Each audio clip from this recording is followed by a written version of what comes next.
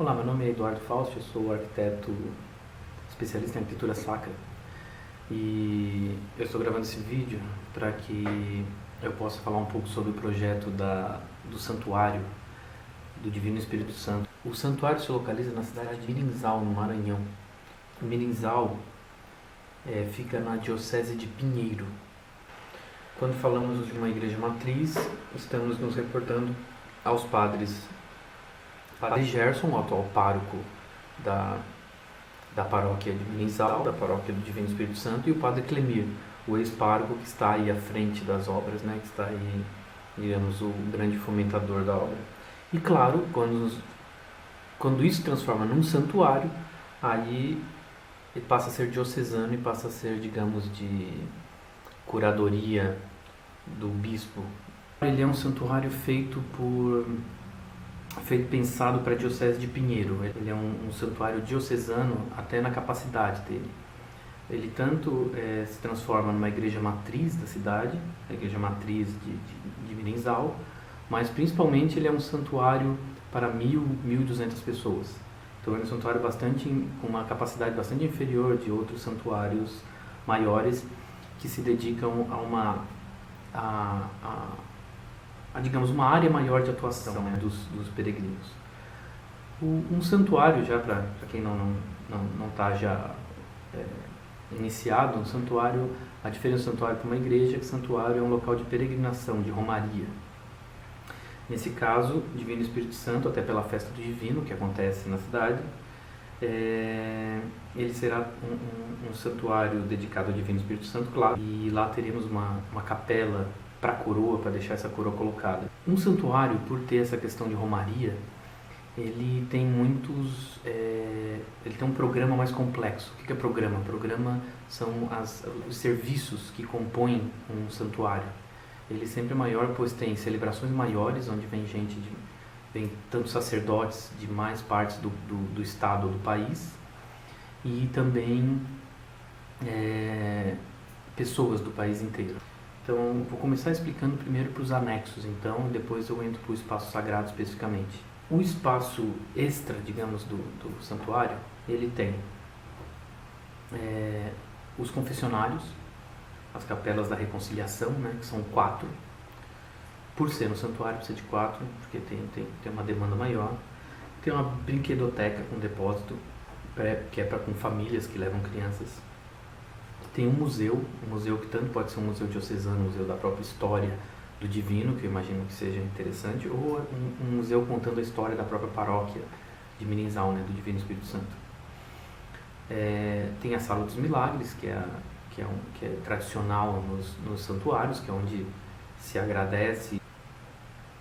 Temos os banheiros públicos, todos eles conforme a norma.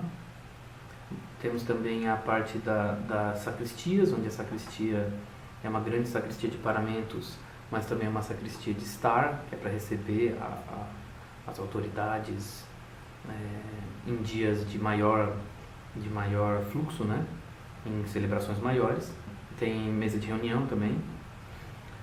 Os banheiros privados dessa região, para quem está frequentando, os ministros e sacerdotes. Tem ainda uma sacristia privada, que seria a sacristia para quem estiver presidindo, sendo bispo, sendo pároco, dependendo da época. E tem uma segunda sacristia privada provavelmente de um visitante, alguma coisa assim. Essa região, esse núcleo inteiro tem copa também para poder dar essa assistência em dias mais cheios, né? Isso eu descrevi o primeiro anel, né? O anel colado na igreja, digamos, que tem uma relação direta. E tem ainda junto desse anel, o segundo anel, que é o anel onde tem a parte administrativa. Essa parte administrativa é separada em parte de produção, em parte a parte contábil, a parte de atendimento, que tem um balcão de atendimento com espera e tal, né? E do outro lado do anel tem a parte da cafeteria, que é um espaço todo aberto, e que a cafeteria seria a cafeteria-restaurante. Assim, o romeiro que está visitando o santuário, ele pode desfrutar de uma infraestrutura, digamos, compatível com o uso. Falando um pouco da implantação do próprio partido arquitetônico, que é a forma, ela partiu da forma de uma coroa, perigosamente, digamos, porque é muito fácil, quando se pensa em fazer um prédio no formato de algum outro objeto, é muito fácil que isso se torne uma coisa muito estereotipada, muito kitsch. Um exemplo disso é aquele cachorro-quente que vende cachorro-quente em forma de cachorro-quente. Então tem que tomar muito cuidado. Ele tem que simplesmente fazer uma menção, que se olhe para ela e se lembre da coroa, mas que não seja realmente uma coroa desenhada, né, gigante. A principal ideia tomada em relação à coroa real é que a coroa é facetada, né? Ela é circular, então isso é muito interessante, e ao centro ela une numa cruz central. Isso, o que foi feito no projeto? Se aproveitou a própria indicação do Concílio Vaticano II, de beber nas fontes do catolicismo, da reunião da Assembleia em torno do banquete pascal.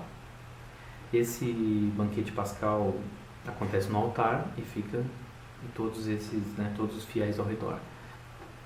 Eu aproveitei essa questão do Concílio Vaticano e a forma da coroa para criar a igreja em si. Então, qual foi a ideia? Um altar central, um presbitério central, onde tem uma grande cúpula em cima. E essa cúpula é aquele ponto da coroa onde tem a própria cruz. Então, isso ficou bem próximo da ideia original, né, de uma coroa. Ao redor fica a assembleia, mas ninguém assiste a missa de costas, o padre fica de costas, pois atrás do celebrante, né, do presidente, está a Capela do Santíssimo e a Capela da Coroa. Apesar de ela ser um espaço radial que é todo aberto, até pela questão climática da região, ela é toda permeável, então tem entrada por todos os lados. Além de ventilar muito, também fica bem fácil de adentrar o espaço. Mas ela possui uma marcação de entrada num centro. O presbitério possui um anel por fora, onde tem as cadeiras dos concelebrantes. Em cima temos o ambão e mais atrás o altar. E do lado fica a sédia, cadeia da presidência, né, a sédia. A Assembleia, ela tem um desenho recortado que serve para que os pilares que sustentam a cúpula não atrapalhem a Assembleia, não fiquem na frente para quem está presidindo. Em todos os locais dessa Assembleia é possível é possível visualizar o altar. Então tem alguns espaços abertos onde não tem bancos que foram calculados para que não seriam áreas escuras, áreas onde não daria para ver o altar. Também possui uma varanda ao redor de todo a igreja, pensando na questão climática, né, na questão do conforto ambiental, por isso que tem essa varanda para que o sol não bata diretamente nas esquadrias. E essa cúpula também tem uma saída de ar, então quer dizer, o ar entraria por todas as laterais da igreja, como a gente sabe o ar quente sobe, né, como a física explica, né, o ar quente sobe e sairia da cúpula. Então teríamos uma convecção. Eu gostaria de voltar um pouco nas questões litúrgicas do projeto, falando sobre o espaço em si, como ele é configurado e a função, a sua função e seu auxílio à liturgia. A pia batismal fica logo na entrada do primeiro sacramento. Ela está a 2 degraus abaixo do patamar da igreja, como se ela fosse uma pequena lagoa, uma piscina, né? E no seu interior está a própria pia batismal, a fonte batismal. Ambos, tanto esse espaço quanto a pia batismal, ela tem um formato octogonal, que é o formato do 8º dia. Seguindo após a pia batismal, nós temos já o presbitério. O presbitério, o altar se encontra ao centro dele, pela simbologia do altar ser o centro da liturgia. Mas também o ambão, a mesa da palavra, está logo à frente, no mesmo patamar, simbolizando, dando a dignidade e a importância do ambão da mesa da palavra na liturgia. E a sede, é claro, termina a tríade litúrgica compondo o presbitério.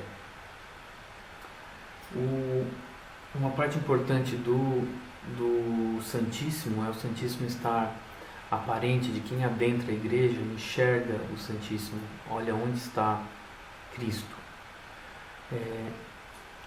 E ele está numa posição onde é possível visualizá-lo, mas também é possível de se fazer sua oração individual, pois ele está numa capela com bancos específicos onde se pode se aproximar do Santíssimo.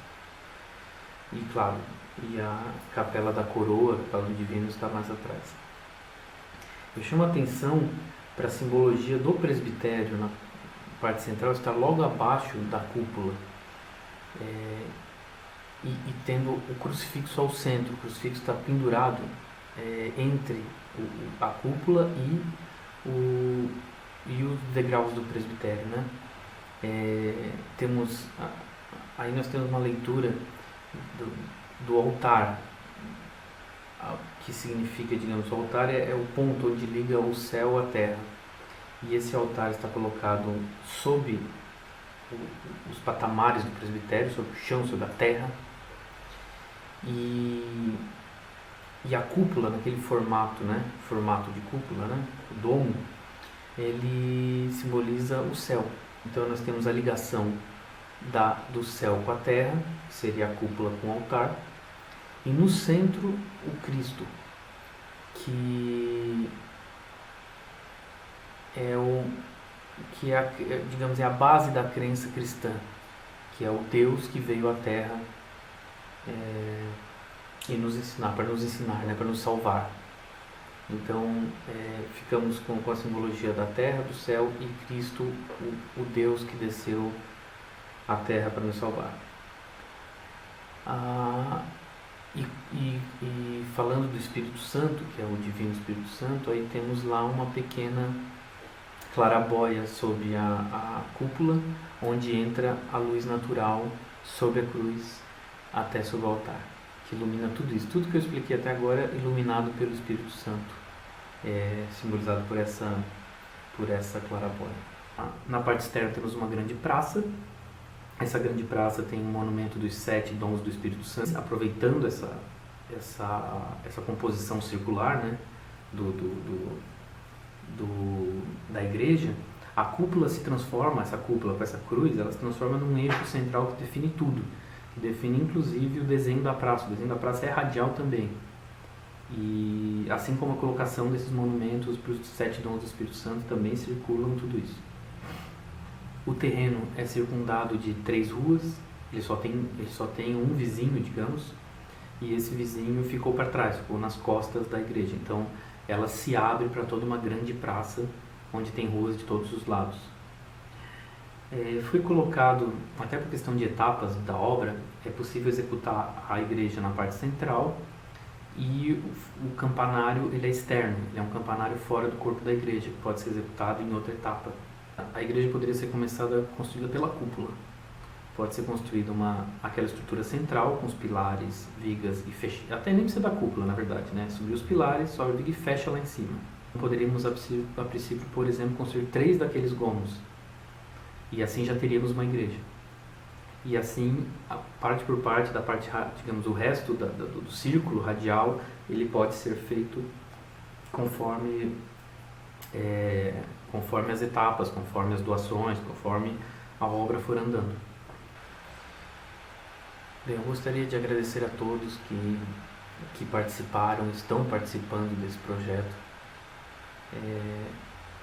Eu espero que vocês todos aí da comunidade de Mirinzal, da cidade de Mirinzal, da paróquia e de toda a diocese de Pinheiro tenham gostado. E eu agradeço a todos por terem assistido esse vídeo. Eu espero que ele tenha sido bastante esclarecedor. Muito obrigado a todos.